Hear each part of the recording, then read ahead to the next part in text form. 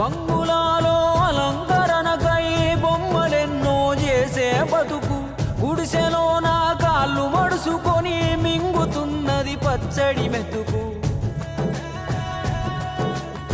మనుషులేమో మండు గట్టుకొని గుడికి పోతారు దేవుని కోసం దేవుడి ముందే కూసోని కొందరు ఎదురు చూస్తారు మనుషుల కోసం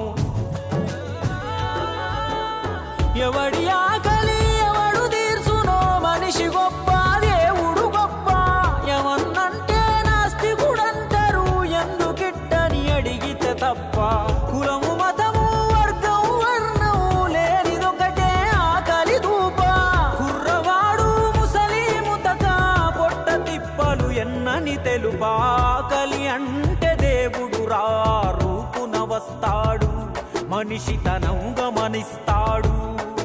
ఆ కారణమేది అయినా ఆకలి తీర్చే గుణముంటే మనిషే దేవుడు అవుతాడు అన్నమో రామచంద్ర